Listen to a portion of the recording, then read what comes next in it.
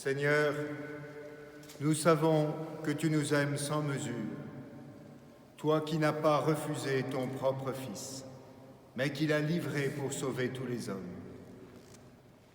Aujourd'hui encore, montre-nous ton amour. Nous voulons suivre le Christ qui marche librement vers sa mort. Soutiens-nous comme tu l'as soutenu et sanctifie-nous dans le mystère de sa Pâque, lui qui règne avec toi et le Saint-Esprit, maintenant et pour les siècles des siècles. Amen.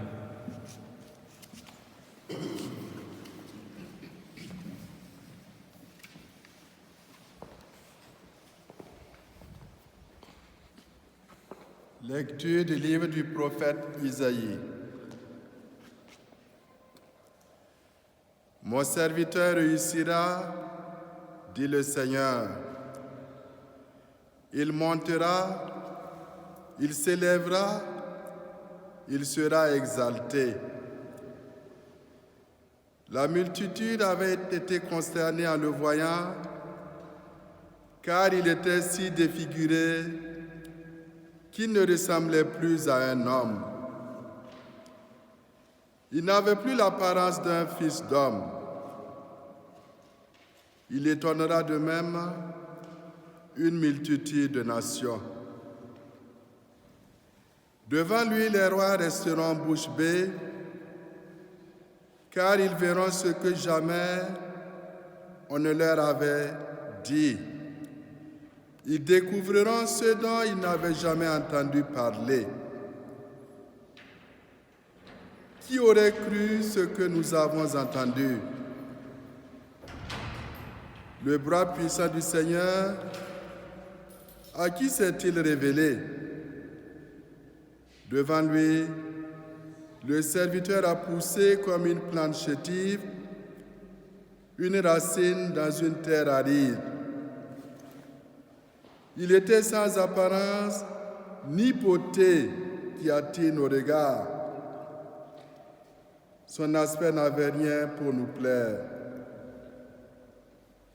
Méprisé, abandonné des hommes, homme de douleur, familier de la souffrance, il était pareil à celui devant qui on se voile la face. Et nous l'avons méprisé, compté pour rien. En fait, c'était nos souffrances qu'il portait, nos douleurs dont il était chargé. Et nous qui pensions qu'il était frappé, meurtri par Dieu, humilié. Or, c'est à cause de nos révoltes qu'il a été transpercé, à cause de nos fautes qu'il a été broyé. Le châtiment qui nous donne la paix a pesé sur lui. Par ses blessures, nous sommes guéris. Nous étions tous errants comme des brebis, chacun suivait son propre chemin. Mais le Seigneur a fait retomber sur lui nos fautes à nous tous. Maltraité, il s'humilie. Il n'ouvre pas la bouche. Comme un agneau conduit à l'abattoir, comme une brebis muette devant les tondeurs, il n'ouvre pas la bouche. Arrêté puis jugé, il a été supprimé. Qui donc s'est inquiété de son sort? Il a été retranché de la terre des vivants, frappé à mort pour les révoltes de son peuple. On a placé sa tombe avec les méchants, son tombeau avec les riches. Et pourtant, il n'avait pas commis de violence. On ne trouvait pas de tromperie dans sa bouche. Broyé par la souffrance, il a plu au Seigneur. S'il remet sa vie en sacrifice de réparation, Il verra une descendance, il prolongera ses jours. Par lui, ce qui plaît au Seigneur réussira. Par suite de ses tourments, il verra la lumière. La connaissance le comblera. Le juste mon serviteur justifiera les multitudes. Il se chargera de leurs fautes. C'est pourquoi parmi les grands, je lui donnerai sa part. Avec les puissants, il partagera le butin, car il s'est dépouillé lui-même jusqu'à la mort, et il a été compté avec les pécheurs, alors qu'il portait le péché des multitudes et qu'il intercédait pour les pécheurs. Parole du Seigneur. Nous rendons grâce à Dieu.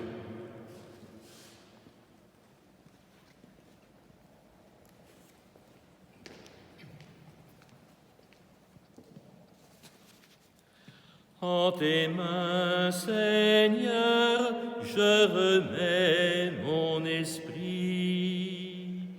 En tes mains, Seigneur, je remets mon esprit.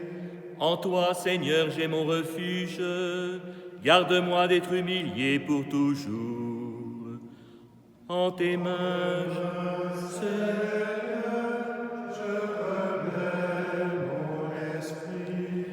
je suis la risée de mes adversaires et même de mes voisins.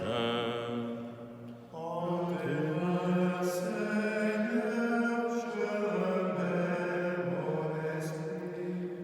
J'ai peur de mes amis, s'ils me voient dans la rue, ils me fuient. On ignore comme un mort oublié, comme une chose qu'on jette. En tes mains,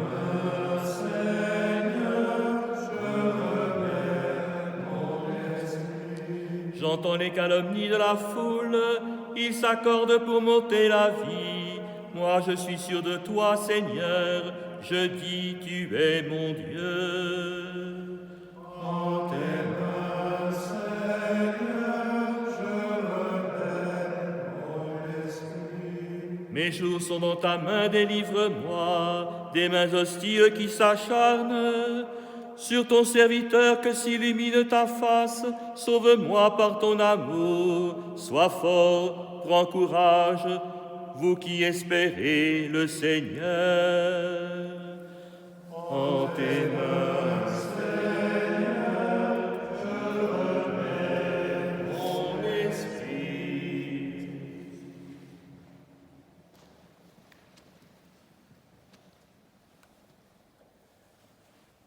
Lecture de la lettre aux Hébreux.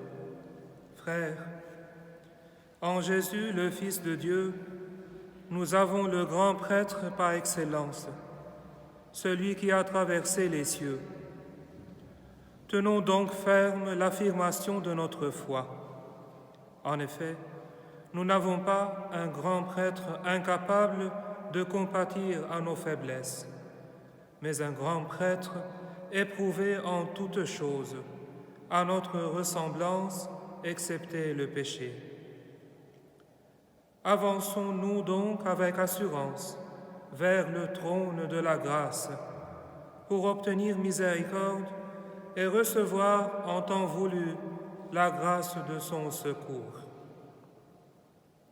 Le Christ, pendant les jours de sa vie dans la chair, offrit avec un grand cri et dans les larmes des prières et des supplications à Dieu qui pouvaient le sauver de la mort, et il fut exaucé en raison de son grand respect. Bien qu'il soit le Fils, il a pris par ses souffrances l'obéissance et conduit à sa perfection. Il est devenu pour tous ceux qui lui obéissent la cause du salut éternel. Parole du Seigneur. Nous rendons grâce à Dieu.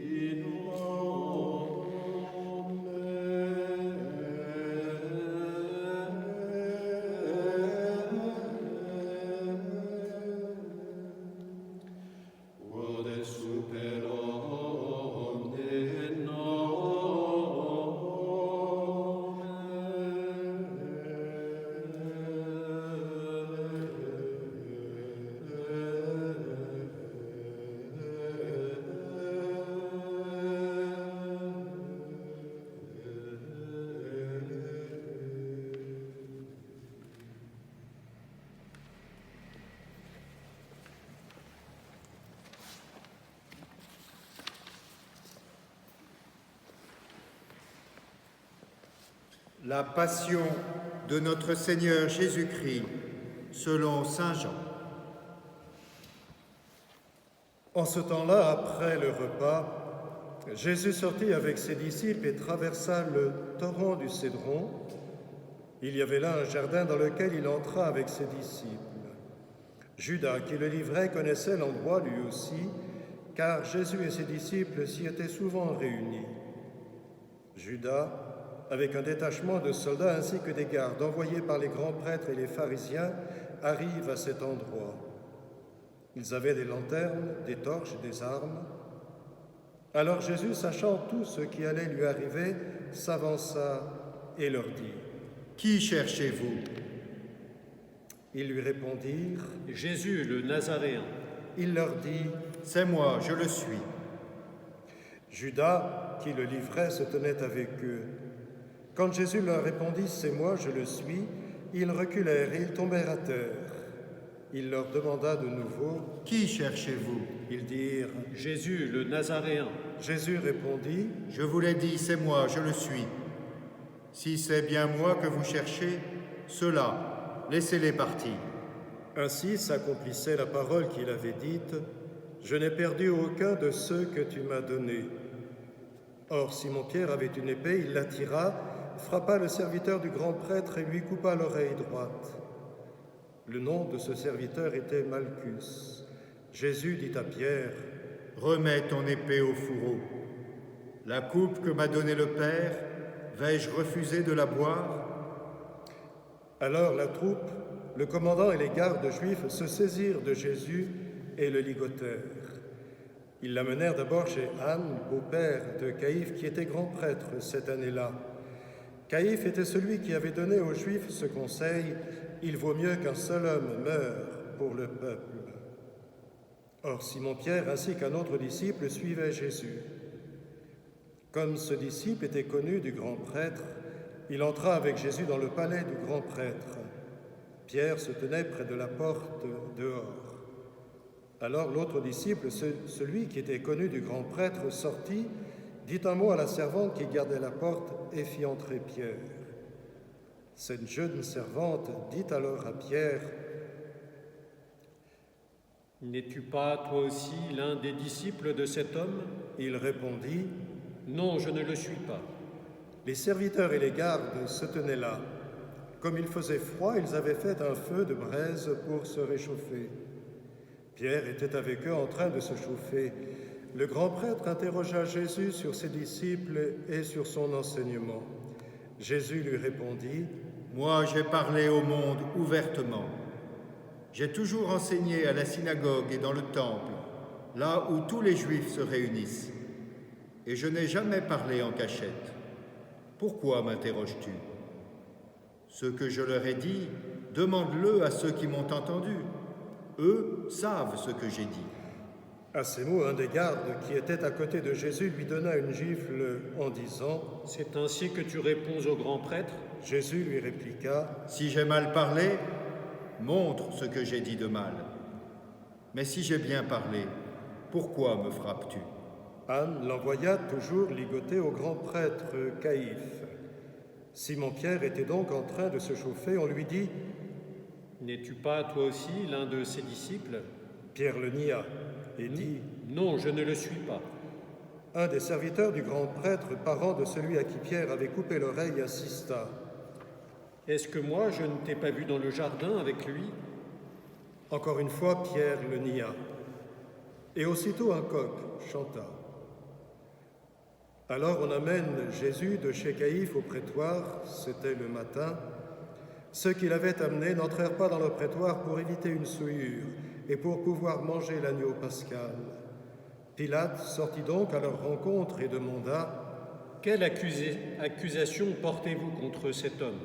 Ils lui répondirent : « S'il n'était pas un malfaiteur, nous ne t'aurions pas livré cet homme. » Pilate leur dit : « Prenez-le vous-même et jugez-le suivant votre loi. » Les Juifs lui dirent : « Nous n'avons pas le droit de mettre quelqu'un à mort. » Ainsi s'accomplissait la parole que Jésus avait dite pour signifier de quel genre de mort il allait mourir. Alors Pilate rentra dans le prétoire, il appela Jésus et lui dit : « Es-tu le roi des Juifs » Jésus lui demanda, « Dis-tu cela de toi-même, ou bien d'autres te l'ont dit à mon sujet ?» Pilate répondit, « Est-ce que je suis juif, moi ? Ta nation et les grands prêtres t'ont livré à moi. Qu'as-tu donc fait ?» Jésus déclara, « Ma royauté n'est pas de ce monde. Si ma royauté était de ce monde, j'aurais des gardes qui se seraient battus pour que je ne sois pas livré aux Juifs. En fait, ma royauté n'est pas d'ici. » Pilate lui dit, « Alors tu es roi. » Jésus répondit, « C'est toi-même qui dis que je suis roi. Moi je suis né, je suis venu dans le monde pour ceci, rendre témoignage à la vérité. Quiconque appartient à la vérité, écoute ma voix. » Pilate lui dit, « Qu'est-ce que la vérité ?» Ayant dit cela, il sortit de nouveau à la rencontre des Juifs et leur déclara, « Moi, je ne trouve en lui aucun motif de condamnation. Mais chez vous, c'est la coutume que je relâche quelqu'un pour la Pâque. Voulez-vous donc que je vous relâche le roi des Juifs ?» Alors ils répliquèrent en criant, « Pas lui, mais Barabbas !» Or, ce Barabbas était un bandit. Alors Pilate fit saisir Jésus pour qu'il soit flagellé. Les soldats tressèrent avec des épines une couronne qu'ils lui posèrent sur la tête, puis ils le revêtirent d'un manteau pourpre. Ils s'avançaient vers lui et lui disaient, « Salut à toi, roi des Juifs !» Et ils le giflaient. Pilate de nouveau sortit dehors et leur dit, « Voyez, je vous l'amène dehors pour que vous sachiez que je ne trouve en lui aucun motif de condamnation. » Jésus donc sortit dehors, portant la couronne d'épines et le manteau pourpre. Et Pilate leur déclara, « Voici l'homme. » Quand ils le virent, les grands prêtres et les gardes se mirent à crier, « Crucifie-le, crucifie-le » Pilate leur dit, « Prenez-le vous-même et crucifiez-le. Moi, je ne trouve en lui aucun motif de condamnation. » Ils lui répondirent, « Nous avons une loi, et suivant la loi, il doit mourir parce qu'il s'est fait fils de Dieu. » Quand Pilate entendit ces paroles, il redoubla de crainte. Il rentra dans le prétoire et dit à Jésus, « D'où es-tu » Jésus ne lui fit aucune réponse. Pilate lui dit alors, « Tu refuses de me parler à moi ? Ne sais-tu pas que j'ai pouvoir de te relâcher et pouvoir de te crucifier ?» Jésus répondit, « Tu n'aurais aucun pouvoir sur moi si tu ne l'avais reçu d'en haut. C'est pourquoi celui qui m'a livré à toi porte un péché plus grand. » Dès lors, Pilate cherchait à le relâcher, mais des Juifs se mirent à crier, « Si tu le relâches, tu n'es pas un ami de l'empereur. Quiconque se fait roi s'oppose à l'empereur. » En entendant ces paroles, Pilate amena Jésus au dehors. Il le fit asseoir sur une estrade au lieu dit le dallage, en hébreu Gabbatha. C'était le jour de la préparation de la Pâque, vers la 6e heure, environ midi. Pilate dit aux Juifs, « Voici votre roi. » Alors ils crièrent, « À mort, crucifie-le » Pilate leur dit, « Vais-je crucifier votre roi ?» Les grands prêtres répondirent, « Nous n'avons pas d'autre roi que l'empereur. » Alors il leur livra Jésus pour qu'il soit crucifié. Ils se saisirent de Jésus, et lui-même, portant sa croix, sortit en direction du lieu dit le crâne ou calvaire, qui se dit en hébreu Golgotha. C'est là qu'ils le crucifièrent, et 2 autres avec lui, un de chaque côté, et Jésus au milieu. Pilate avait rédigé un écriteau qu'il fit placer sur la croix. Il était écrit « Jésus le Nazaréen, roi des Juifs ». Beaucoup de Juifs lurent cet écriteau, parce que l'endroit où l'on avait crucifié Jésus était proche de la ville et que c'était écrit en hébreu, en latin et en grec. Alors les grands prêtres des Juifs dirent à Pilate, « N'écris pas roi des Juifs, mais cet homme a dit « Je suis le roi des Juifs ». Pilate répondit, « Ce que j'ai écrit, je l'ai écrit. » Quand les soldats eurent crucifié Jésus, ils prirent ses habits, ils en firent 4 parts, une pour chaque soldat. Ils prirent aussi la tunique, c'était une tunique sans couture, tissée tout d'une pièce de haut en bas. Alors ils se dirent entre eux, « Ne la déchirons pas, désignons par le sort celui qui l'aura. » Ainsi s'accomplissait la parole de l'Écriture, « Ils se sont partagés mes habits, ils ont tiré au sort mon vêtement. C'est bien ce que firent les soldats. Or, près de la croix de Jésus se tenait sa mère et la sœur de sa mère, Marie, femme de Cléophas et Marie-Madeleine. Jésus, voyant sa mère, et près d'elle le disciple qu'il aimait, dit à sa mère, « Femme, voici ton fils. » Puis il dit au disciple, « Voici ta mère. » Et à partir de cette heure-là, le disciple l'a pris chez lui. Après cela, sachant que tout désormais était achevé, pour que l'Écriture s'accomplisse jusqu'au bout, Jésus dit, « J'ai soif. » Il y avait là un récipient plein d'une boisson vinaigrée. On fixa donc une éponge remplie de ce vinaigre à une branche d'hysope et on l'approcha de sa bouche. Quand il eut pris le vinaigre, Jésus dit, « Tout est accompli. » Puis, inclinant la tête, il remit l'esprit.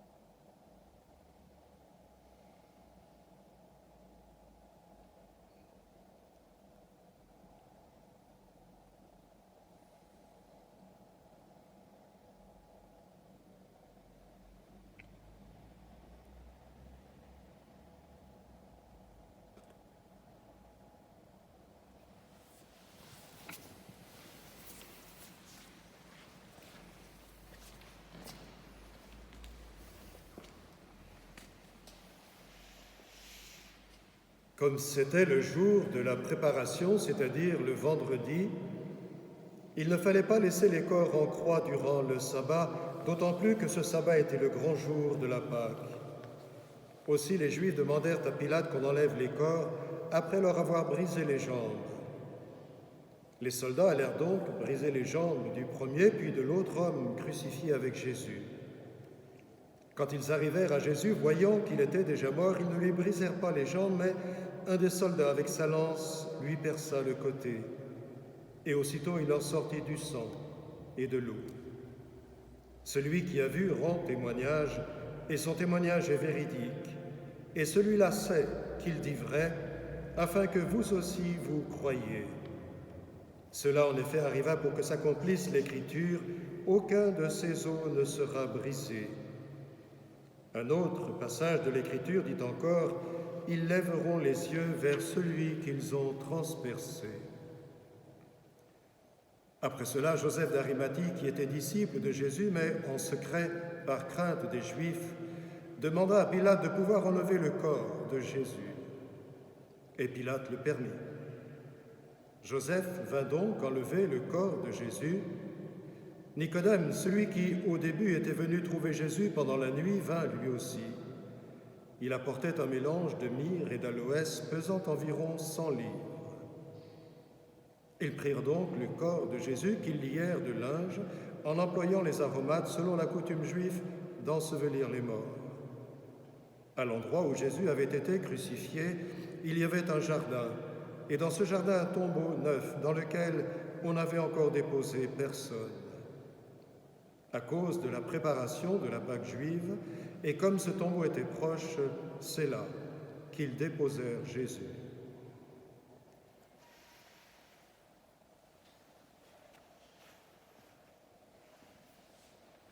Jésus est mort et enseveli. C'est la consternation. Notre monde semble vivre, depuis le temps de cette épidémie qui le frappe, une certaine consternation, lui aussi. Le monde entier est touché. Or, c'est le monde, précisément, que Jésus sauve par sa mort et sa résurrection. Nous allons faire monter maintenant vers Dieu les grandes intentions de prière universelle pour tous les hommes. Nous nous souviendrons de ces grandes intercessions dont le peuple juif est l'auteur dans la Bible, lorsque nous voyons le peuple tout entier dire « Seigneur, pour nous, la honte au visage, car nous avons péché ». Mais toi, Seigneur, guéris-nous, sauve-nous à cause de ta miséricorde. C'est dans cet esprit de supplication que nous allons prier Dieu à la manière de François Villon qui disait « Prince Jésus, qui sur tout sa maîtrise garde que sur nous l'enfer domine ». À la manière de ce poète malandrin, nous allons prier Dieu avec ferveur en disant « Mais priez Dieu, que tous nous veuillent absoudre. »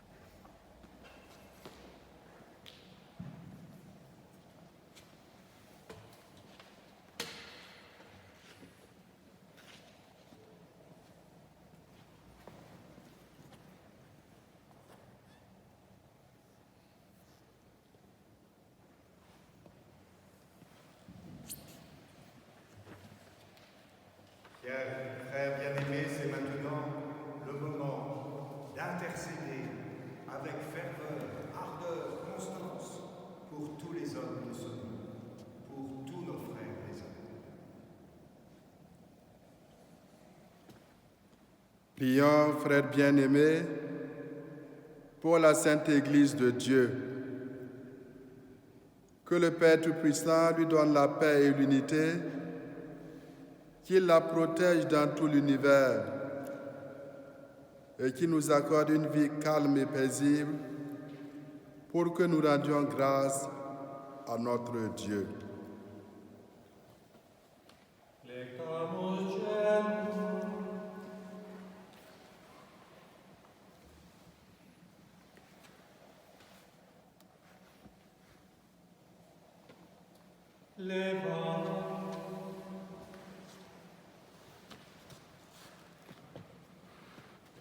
Dieu éternel et tout-puissant, dans le Christ tu as révélé ta gloire à tous les peuples, protège l'œuvre de ton amour, afin que ton Église répandue par tout l'univers demeure inébranlable dans la foi pour proclamer ton nom. Par Jésus le Christ, notre Seigneur. Amen.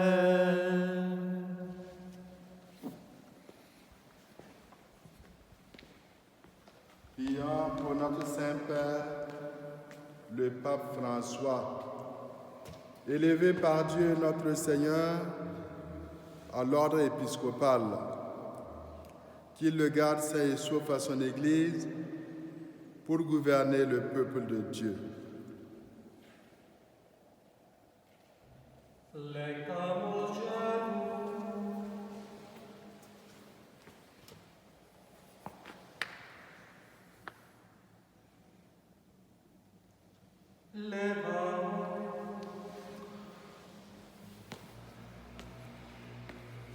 Dieu éternel et tout-puissant, dont la sagesse organise toutes choses, daigne écouter notre prière. Protège avec amour le pape François que tu as choisi, afin que sous la conduite de ce pasteur, le peuple chrétien que tu gouvernes progresse toujours dans la foi. Par Jésus le Christ notre Seigneur. Amen. Prions pour notre évêque, Monseigneur Michel Aupetit et ses auxiliaires, pour tous les évêques, les prêtres, les diacres, pour tous ceux qui remplissent des ministères dans l'Église et pour l'ensemble du peuple des croyants.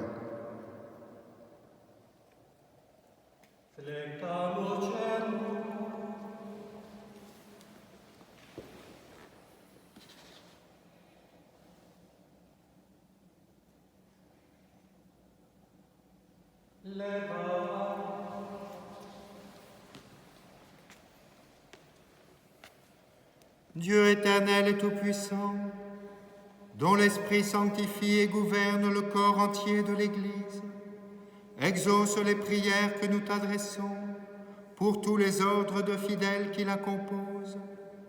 Que chacun d'eux, par le don de ta grâce, te serve avec fidélité. Par Jésus le Christ, notre Seigneur. Amen. Prions pour les catéchumènes. Que Dieu, notre Seigneur, ouvre leur intelligence et leur cœur et les accueille dans sa miséricorde. Après avoir reçu le pardon de tous leurs péchés par le bain de la naissance nouvelle, qu'ils soient incorporés à notre Seigneur Jésus-Christ.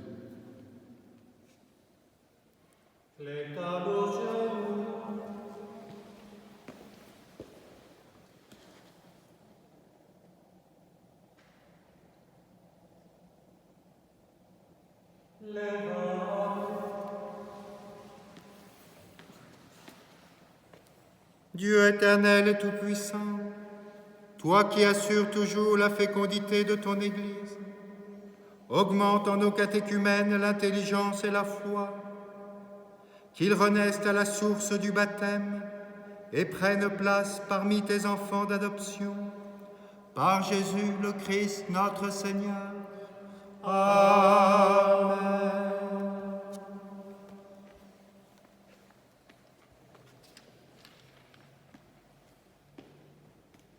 Prions pour tous nos frères qui croient en Jésus-Christ et s'efforcent de conformer leur vie à la vérité.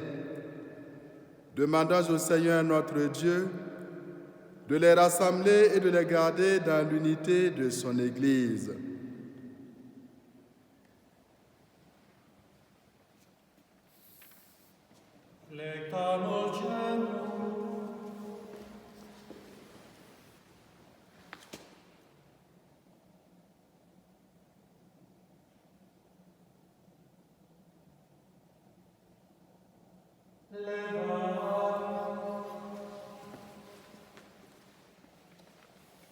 Dieu éternel et tout-puissant, toi qui rassembles ce qui est dispersé et qui fais l'unité de ce que tu rassembles, regarde avec amour l'Église de ton Fils.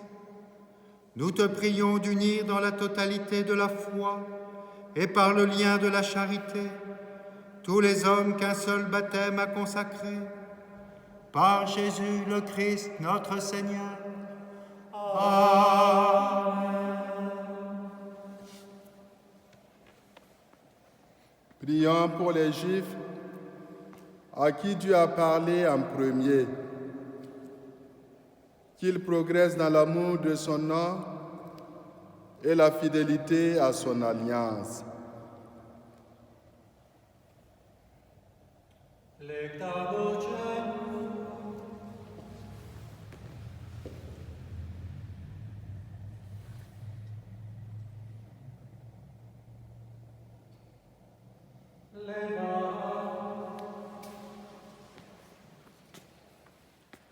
Dieu éternel et tout-puissant, toi qui as choisi Abraham et sa descendance pour en faire les fils de ta promesse, conduis à la plénitude de la rédemption le premier peuple de l'Alliance, comme ton Église t'en supplie, par Jésus le Christ notre Seigneur.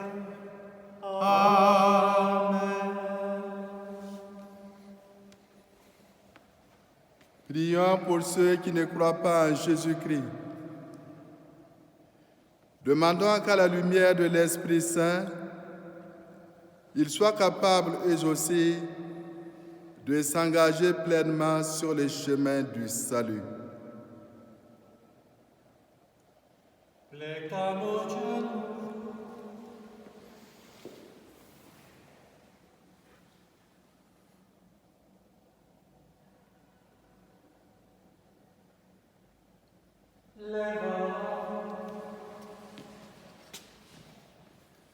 Dieu éternel et tout-puissant, donne à ceux qui ne croient pas au Christ d'aller sous ton regard avec un cœur sincère, afin de parvenir à la connaissance de la vérité.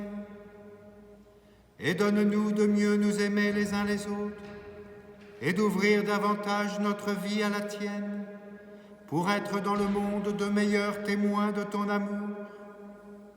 Par Jésus le Christ, notre Seigneur.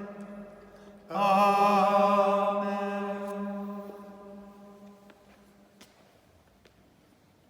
Prions pour ceux qui ne connaissent pas Dieu.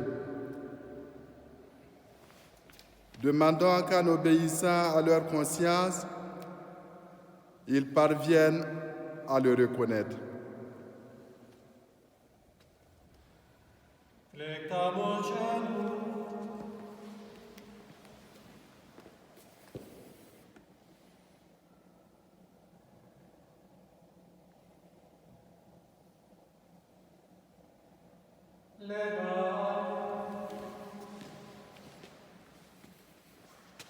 Dieu éternel et tout-puissant, toi qui as créé les hommes pour qu'ils te cherchent de tout cœur et que leur cœur s'apaise en te trouvant, fais qu'au milieu des difficultés de ce monde, tous puissent discerner les signes de ta bonté et rencontrer des témoins de ton amour, qu'ils aient le bonheur de te reconnaître, toi le seul vrai Dieu et le Père de tous les hommes, par Jésus le Christ notre Seigneur. Amen. Prions pour les chefs d'État et tous les responsables des affaires publiques. Que le Seigneur notre Dieu dirige leur esprit et leur cœur selon sa volonté pour la paix et la liberté de tous.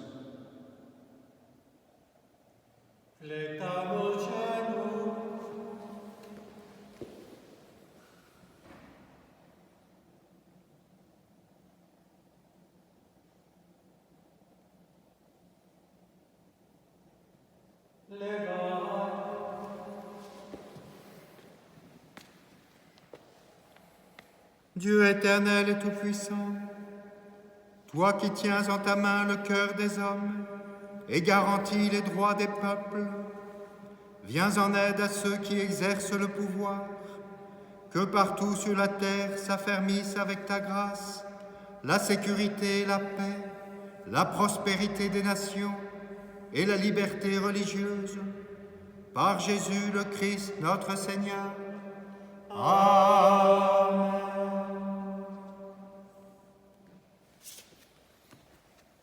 Prions pour tous ceux qui souffrent des conséquences de la pandémie actuelle. Que Dieu notre Père accorde la santé aux malades, la force au personnel soignant, le réconfort aux familles et le salut à toutes les personnes qui ont trouvé la mort.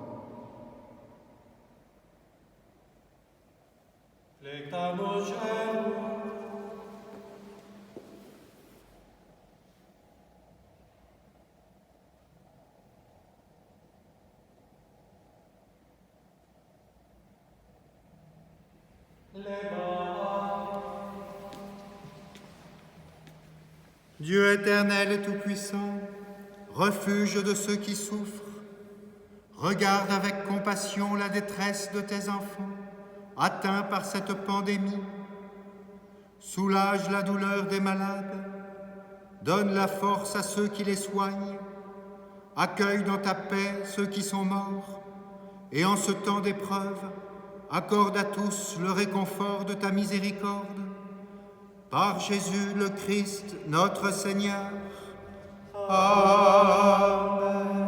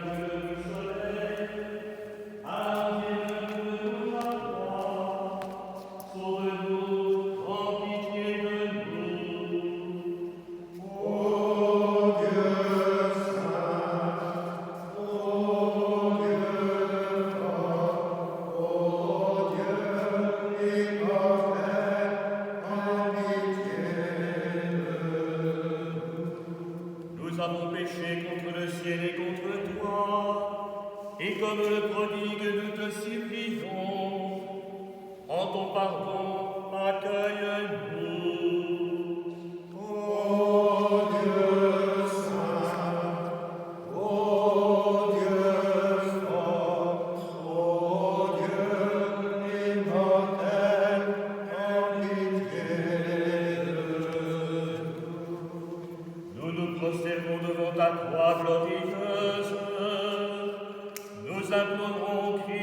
Pardon de nos péchés, tu as rempli de joie, ô notre Sauveur, en sauvant le monde. Ô Dieu saint, ô Dieu fort, ô Dieu immortel, aie pitié de nous.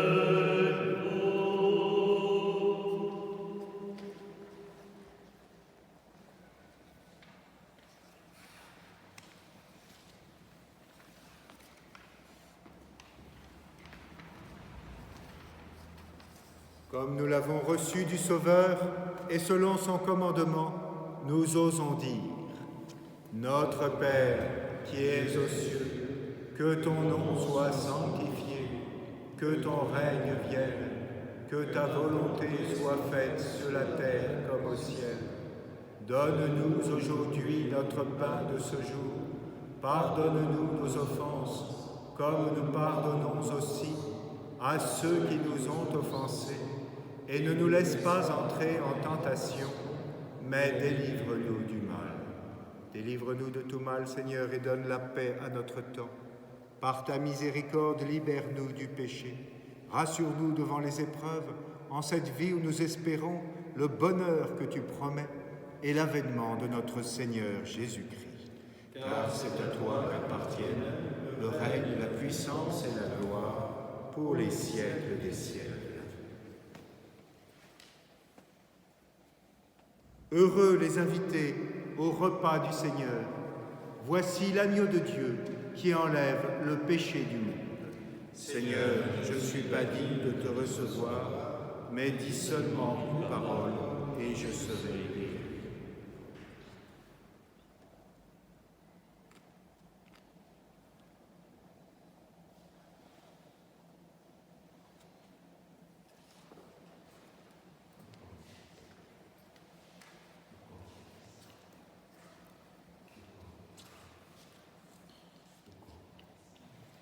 Qui mange ma chair et boit mon sang, demeure en moi et moi en lui. Qui mange ma chair et boit mon sang, demeure en moi et moi en lui. Si vous ne mangez pas la chair du Fils de l'homme, vous n'aurez pas la vie en vous. Si vous ne buvez pas le sang du Fils de l'homme, vous n'aurez pas la vie en vous. Qui mange ma chair et boit mon sang, demeure en moi et moi en lui. Qui mange ma chair et boit mon sang, demeure en moi et moi en vous.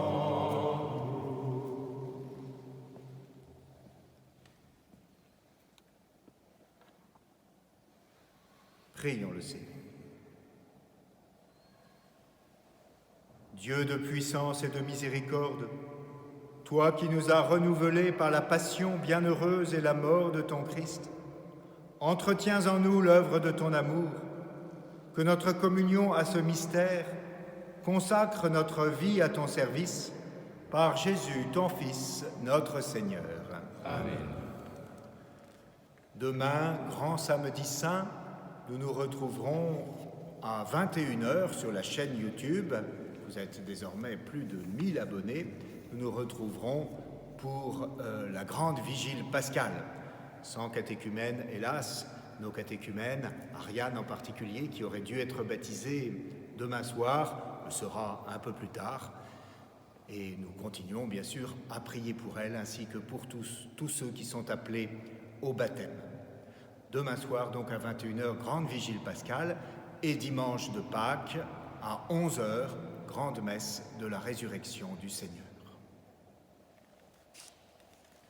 Que ta bénédiction, Seigneur, descende en abondance sur ton peuple qui a célébré de toute son âme la passion et la mort de ton Fils. Accorde-nous pardon et réconfort, augmente notre foi, assure notre éternelle rédemption par Jésus, ton Fils, notre Seigneur. Amen.